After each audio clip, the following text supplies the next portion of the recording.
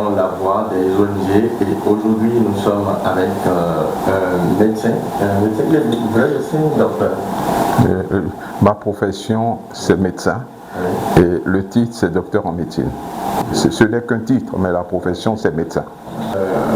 Comment vous fonctionnez un peu à IDECO Bénin? Parce que c'est de ça qu'il s'agit, c'est bien sûr IDECO Bénin. Et on voudrait comprendre en même temps qu'est-ce qu'on comprend par IDECO Bénin. IDECO Bénin, initiative de développement coopératif au Bénin. Et vous existez déjà depuis combien d'années? Et nous avons commencé à exister depuis 2001. 2001. Wow. Ça fait 25 ans aujourd'hui. Disons que par accident,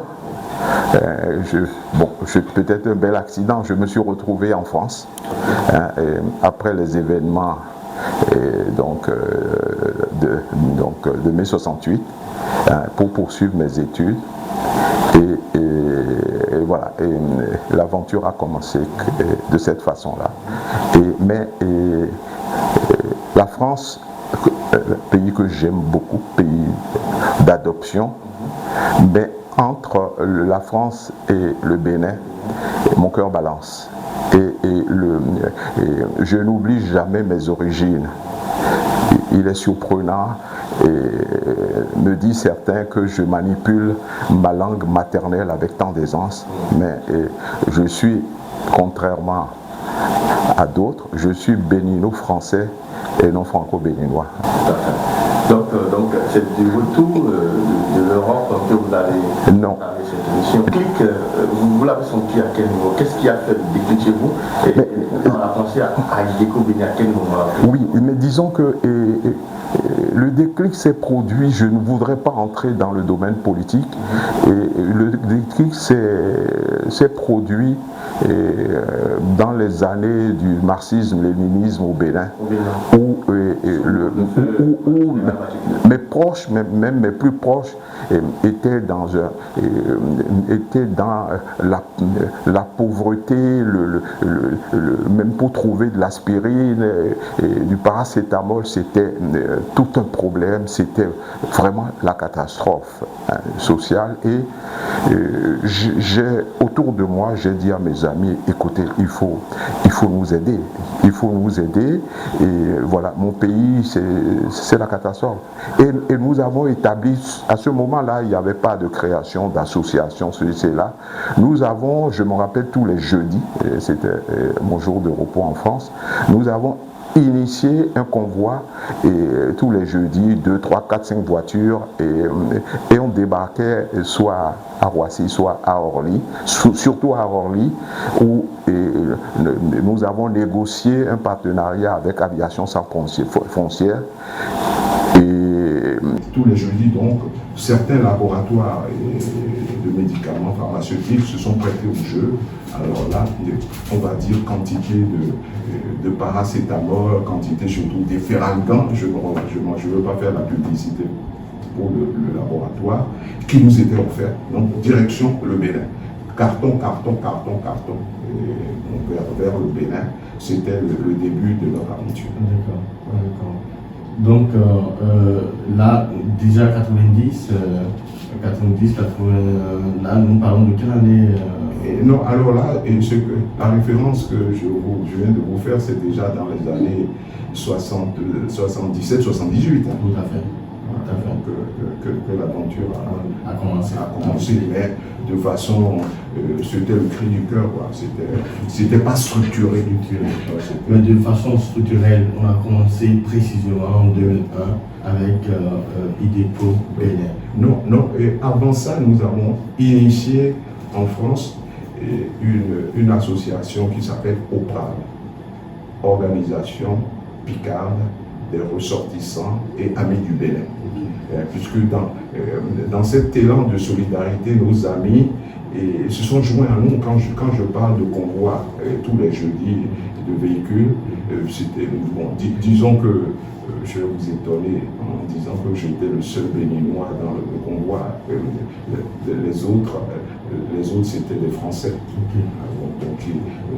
D'où la création de cette... Nous avons structuré. Voilà, donc nous avons déjà commencé depuis les années, comme je vous disais, 77-78. Après cela, bien entendu, nous avons dû militer dans d'autres associations, dont Avenir et Coopération, Nord-Pas-de-Calais. Dans cette association est affiliée Médecins du Monde Nord-Pas-de-Calais, et dans cette association, j'y ai trouvé mes marques. Nous avons, ils nous ont beaucoup aidés. Nous avons beaucoup appris en humanitaire. D'ailleurs, c'est eux qui m'ont dit attention, si vous êtes là pour d'autres raisons, vous serez déçus, parce que l'humanitaire, à la limite, vous appauvrit si vous ne savez pas, si vous ne le savez pas. Quand on commence maintenant avec IDECO, on sait déjà que le domaine d'intervention de l'IDECO Bénin, c'est bien sûr la santé, le domaine de la santé, puisque vous êtes un acteur très influent du domaine. Il y a également le domaine de l'éducation, le domaine d'accompagnement social et le domaine de développement communautaire. J'ai envie de vous poser cette question. Quand on prend le domaine de la santé, qu'est-ce que vous faites précisément, concrètement dans ce domaine? Oui, j'espère ne pas vous décevoir. Quand on est en face d'un médecin et on le voit devant avec son bistouri, on le voit avec son stéto, et je suis un praticien. Je suis un praticien avec option gériatrique. Donc plus particulièrement, je suis médecin omnipraticien, mais tendance gériatrique, prédominance gériatrique. Mais pour moi, prendre mon stéto, soigner, c'est pour moi presque un échec, je vais dire, un échec social. Au risque de vous décevoir, je ne vais pas dire que je n'aime pas soigner, mais c'est le cœur gros que je soigne, en disant comment en sommes-nous arrivés là. Pour moi, on devrait mettre, si j'étais un dirigeant politique, je ne fais pas de politique, j'aurais mis l'accent sur la prévention de la maladie et le dépistage. Vaut mieux prévenir que guérir, d'ailleurs, comme on le dit, l'adage le dit. Donc en gros, dans le cadre de IDECO Bénin, c'est ce que nous essayons de faire. Vous misez beaucoup plus sur la prévention. Nous, au moins 4 fois dans l'année, nous organisons et nous informons toute la population de Port-Novo, de Cotonou d'abord, de Port-Novo, d'Apomey-Calabi. Nous avons des gens qui viennent de Boycon. Nous avons apparemment, vous les journalistes, vous faites bien le job de communication. Nous recevons des gens d'un peu partout. Et donc nous faisons quotidiennement dans nos consultations la prévention, mais au cours de ces séances-là, nous faisons du dépistage, c'est-à-dire que la prévention, soyons terre à terre, la prévention c'est comment faire pour prévenir la maladie. Et je me plairais de dire que l'une des choses les plus basiques, pour donner un exemple, pour prévenir l'insuffisance rénale ou les reins qui coulent les rues, voilà. Bon, je vais faire un cours là, mais entre autres, c'est de boire assez d'eau. Vous pouvez bousiller vos reins en ne buvant pas assez d'eau. C'est comme si vous conduisez votre véhicule du matin au soir sans mettre de l'huile dans le moteur. Buvez assez d'eau. Je viens de vous donner un exemple. Donc, au cours de nos dépistages, je viens de parler de la prévention. Comment faire pour ne pas être malade? Quelles sont les précautions à prendre? Bon, maintenant, au niveau maintenant du dépistage, le dépistage c'est quoi? C'est donc voir une population assez large, autant qu'on peut en toucher, pour leur pour les dépister, voir si telle maladie que nous dépistons parmi cette population-là, est-ce qu'il y en a qui l'ont déjà ou pas? Par exemple, l'hypertension. On peut faire une séance, du moins une semaine ou 2 semaines de dépistage de l'hypertension ou du diabète. Et puis nous mettons en place le matériel qu'il faut et on dépiste. Les gens viennent et on dépiste. Et dedans, mettons sur 100 personnes, on peut être surpris de voir que 15 voire 20 ont ces maladies-là. Voilà un peu. Et ça, c'est notre leitmotiv, ça. Le dépistage. Et une fois dépisté, vous les prenez en charge. Une fois dépistés, déjà, les gens sont informés. Les gens sont informés, alors la panique en général. Et puis où les gens le savent déjà, et ils viennent pour voir. S'ils n'en sont pas guéris, ils sont surpris qu'on leur dise que on ne guérit pas de telle maladie. Bon, on l'a, et puis bon, bref. Après, moi je suis respectueux de la déontologie médicale. Nous ne faisons pas de clientélisme chez nous. Nous disons aux gens, mais écoutez, vous avez telle maladie, revoyez votre médecin si vous en avez et on leur fait un petit topo, une carte de dépistage avec ce qu'on a trouvé, et on les renvoie vers le médecin traitant. Ça, vous savez que si j'ai exercé près de 40 ans, et donc en France, c'est pas dans mon pays que je viendrai faire du désordre. Je suis respectueux de la déontologie médicale, en fraternité. Bon, c'est au cas où ils n'ont pas de médecin attitré, de structure les prenant en charge, que nous leur offrons nos services dans le suivi de leur pathologie. Tout à fait. Alors, ça c'était le domaine de la santé. Et on va évoluer. L'autre domaine très important, c'est un pilier de développement et vous savez, le secteur de l'éducation. Qu'est-ce que l'IDECO Bénin fait concrètement dans le domaine de l'éducation? Permettez-moi d'aller un peu hors sujet. Toute mon équipe, ici nous travaillons en famille, la famille professionnelle. Nous passons plus de temps ici sur le lieu de travail que chez nous. Donc pour moi, l'ambiance ne peut qu'être bonne. Je souhaiterais qu'elle soit excellente. Bon, maintenant revenons à la question de l'éducation. Nous sommes déjà, vous, moi, nous sommes déjà tous des éducateurs. Bon, et nous essayons, je dis bien, et si chacun de nous pouvait essayer, eh bien, cela ne ferait faire avancer le pays. Dans le domaine éducatif, nous, je ne vais pas dire que nous ne faisons pas grand-chose, mais nous avons identifié certaines choses.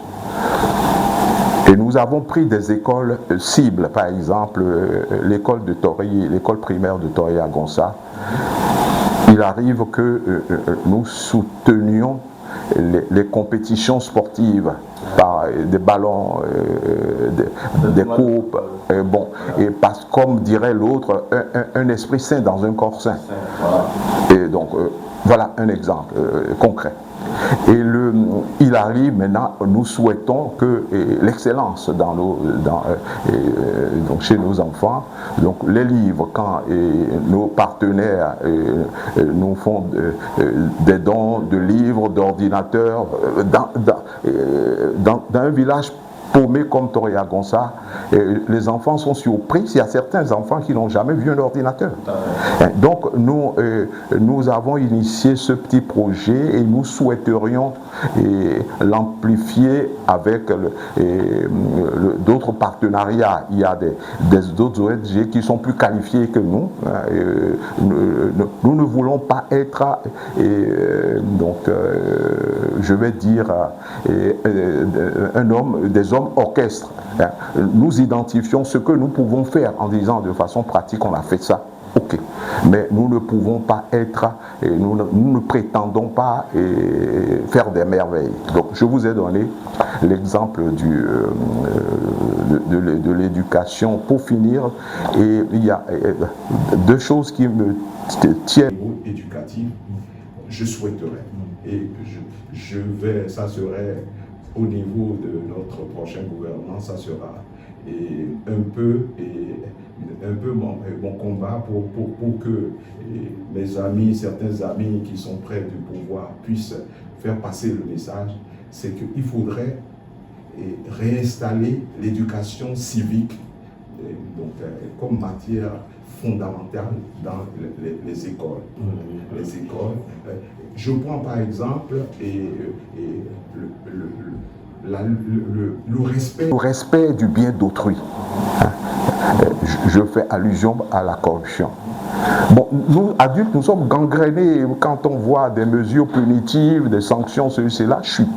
Moi, je n'y crois pas trop. Hein. Bon, ça aura peut-être l'effet de dire on punit pas pour une faute commise, mais pour empêcher d'en commettre. Mais pour moi, l'éducation des enfants, hein, donc à la lutte contre la corruption, hein, va permettre de changer les donnes. Hein. Je veux dire par là que nos enfants deviendront nos objecteurs de conscience. Un enfant peut arriver à la maison en disant « Mais papa, tu as dit que tu ne gagnes que 300 000 par mois. Mais le véhicule là, c'est... donc je me suis renseigné à l'école, il vaut 20 millions, papa, mais où tu as trouvé l'argent, etc. Oui, comment tu peux acheter un véhicule comme ça, ou bien ce que tu as dit, tu gagnes 300 000, c'est pas vrai. Ça, c'est ce que je souhaite, que nos enfants... Pardon, j'espère que je ne veux pas monter les enfants contre les parents, hein, mais j'espère que certains parents auront la lucidité de dire « Ah, mais effectivement, ce que dit cet enfant-là voilà, m'interpelle » et non prendre le bâton en disant « Ah, Bahami, tu me manques de respect, taper cet enfant-là. » Non. Hein. Voilà un peu, c'est ce que je souhaiterais. Dans le domaine de la lutte contre le réchauffement climatique, dans les écoles, et à Toria-Gonça, on a commencé à faire ça. Chaque enfant plante un arbre. C'est le bon moment là, de planter des arbres. Et l'arrose en disant là, quitte à marquer son nom sur l'arbre grandissant, en disant... C'est mon arbre là, c'est moi qui l'ai planté, et s'en occuper. Voilà un peu des pistes de ce que... Alors, en dehors de ces deux domaines que nous avons abordés, je sais qu'il y a également l'accompagnement social, il y a également le développement communautaire. Est-ce que vous avez un petit mot à nous passer concernant ces deux domaines-là, que moi je mets ensemble, je cumule? Vous cumulez, d'accord. Oui. Je me plais à dire, c'est d'ailleurs le titre de notre ONG, IDECO Bénin, c'est ensemble qu'on est plus fort. Nous venons d'initier un programme de collaboration avec d'autres associations, d'autres ONG. Vous, par exemple, à supposer que même à titre personnel, vous êtes journaliste et vous décidiez de moderniser votre entreprise de journalisme, ou si vous êtes salarié quelque part, vous décidez d'être autonome. Et je n'ai aucune prétention. Mais je pourrais, par le biais de notre ONG, demander à nos partenaires, voilà, le jeune journaliste, la Sissi que vous avez vu, a un projet extraordinaire. Et donc il faut l'accompagner. Les conditions sont simples. Ils vont dire, il va former combien de personnes, de jeunes derrière lui. Parce que moi, ça ne m'intéresse pas, et mes partenaires avec, si vous voulez que mais que vous réussissiez seul. Ça vaut pas le coup. Vous devez transmettre la transmission et souhaiter, c'est pas, malheureusement pas dans nos mentalités, que ces jeunes-là soient meilleurs à vous. Tout à fait. Tout à fait. Or, dans nos mentalités, l'élève dit pas toujours oui, mais ce n'est pas toujours dans nos mentalités ici. Il y a quelque part des formateurs qui disent ce domaine-là, je ne lui apprends pas. N'entrons pas dans la polémique. Ce que je veux dire, si nous avons la certitude que ça va faire boule de neige, vous avez ce projet, vous le développez et que ça entre dans le cadre du développement. Et qui dit développement, la finalité du développement, c'est la lutte contre la pauvreté. Bon, voilà un peu ce que je donne cet exemple. Maintenant, accompagner les gens en détresse, bon, on le fait, mais je n'y mettrai pas un accent particulier parce que, comme dirait le proverbe chinois, il vaut mieux apprendre à pêcher que de donner du poisson à quelqu'un. Donc, c'est ce que je voudrais dire, c'est-à-dire que donner un sac de riz à gauche, à droite, moi je ne suis pas dans ce schéma-là. Vous allez donner combien de sacs de riz? À combien de personnes? À combien de personnes? Et pour combien de temps? Voilà. Et, nous avons un petit centre agricole. Et mes partenaires me disent, oui, mais docteur Bémon, vous êtes médecin, vous ne pouvez pas tout faire, etc. Je dis, je